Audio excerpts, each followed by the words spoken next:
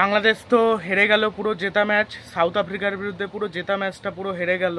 হেরে যাওয়ার পর সাকিব আল হাসান যেহেতু খেলতে পারেনি, সাকিব আল হাসানের সমালোচনা করেছেন বীরেন্দ্র সেহবাগ। বলেছেন, গত বিশ্বকাপেই আমার মনে হয়েছিল সাকিবকে আর টি-20 খেলানো উচিত নয়, মাঝখানেও নিষিদ্ধও হয়েছিল। ওই সময় আমার মনে হয়েছিল ব্যান হয়েছে, সে আর ফিরবে না। তারপরেও ও কামব্যাক করেছে, কিন্তু তেমন ভালো কিছুই নয়। আপনি এত সিনিয়র খেলোয়াড়, আপনি এত বছর অধিনায়ক ছিলেন, আপনার নিজেরই লজ্জা হওয়া উচিত, নিজেরই বলা উচিত আমি টি-20 ফরম্যাট থেকে অবসর নিয়ে নেব।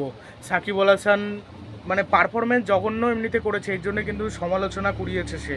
তারপরে দল হেরে যাচ্ছে, সে হাসাহাসি করছিল, মানে ঠিক হার্দিক পান্ডিয়ার মানে মুম্বাই ইন্ডিয়ান্স যেরকম হাসাহাসি করছিল, মুম্বাই ইন্ডিয়ান্স হেরে যাওয়ার পর হার্দিক পান্ডিয়া, সাকিব আল হাসানের অবস্থাও তাই। সেই জন্য সমালোচনা শুনতে হচ্ছে, জন্য প্লেয়াররাও তার সমালোচনা করছে।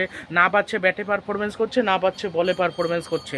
সাকিব আল হাসান 1 নম্বর অলরাউন্ডার, সবই মেনে নিচ্ছে। এবার 1 নম্বর অলরাউন্ডার যদি পারফরমেন্স না করতে পারে, খারাপ পারফরমেন্স করে, তাহলে আর কিছু করার নেই। তাহলে এটাই হলো বিষয়। এখন সাকিব আল হাসানের শুধু বীরেন্দ্র সেহবাগ না, অনেকেই তার সমালোচনা করছে। ওইদিকে পাকিস্তান টিম হেরে যাচ্ছে, পাকিস্তানেরও কিন্তু সমালোচনা করছে অনেক প্লেয়াররা। প্রাক্তন যারা ক্রিকেটার রয়েছে পাকিস্তানের, যারা ক্রিকেটার, তারাও কিন্তু বলছে।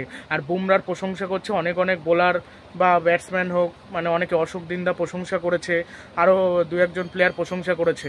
ওয়াসিম আকরাম প্রশংসা করেছে। জসপ্রীত বুমরা পাকিস্তানের বিরুদ্ধে মানে একাই ম্যাচের মোড় ঘুরিয়ে দিয়েছে ওই রিজওয়ানের উইকেটটা নিয়ে। তার আগে তো ভালো বল করেছে, অবিশ্বাস্য একটা তারপর তো ইফতিকার আহমেদকে যেভাবে বল করেছে লাস্ট ওভারটায়, স্লোয়ার বল, ইয়র্কার বল, শর্ট বল, একেবারে মানে বিভিন্ন ধরনের কঠিন বল দিয়ে বিভ্রান্ত করেছে, তারপর কিন্তু আউট হয়ে গেছে। খারাপ খেললে সমালোচনা হবেই। মানে সাকিব আল হাসান এখন দেখা যাক সমালোচনার জবাব দিতে পারে নাকি পরের ম্যাচে। ভালো খেললে তাহলে তো কোনো কথাই নেই। সাকিব আল হাসান বেশ মানে টি-20তে তার পারফরমেন্স কিন্তু আহামরি না, ব্যাটের ক্ষেত্রে বলছি। বোলিংয়ে অসাধারণ, কিন্তু ব্যাট হাতে সেরকম ভালো না, স্ট্রাইক রেটও স্লো।